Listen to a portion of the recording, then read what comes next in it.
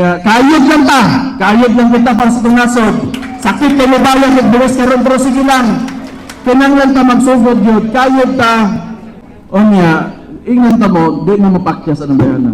Kinanglan mo mo nakos Danao. Nakos Danao, nakinanglan yun ko ani. Kung ka na ako ang mahal, mo na kong istorya. Kung ka na ako ang mahal, magbunuang na siya pa yung pagka-presidente. Tuktunga ko sa balay mo gawas ko, kamo na ibitay suwa. Balik ko na ang istorya. Karon 2028, kung mahimong presidente na ako ang igsoon, pasaligan ta mo, kung magbinuang na, tuktunga ko sa balay, ako na ibitayan ninyo.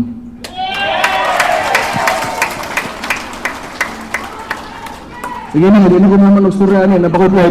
Oh, anak ko na, usap lang kay gusto na ko nang kuan ba, makahiusa gyud ta ba? Makahiusa ta magtinabangay ta. Kalimtan mo sa nato nang kuan, kanang mga away-away nato, kanang mga kuan, mga diferensya nato, kalimtan lang mo sa nato. Importante kayo maghugpong ta, makahiusa ta para sa 2028 kang Inday Sara Duterte. Salamat kayo sa inyo. Salamat kayo.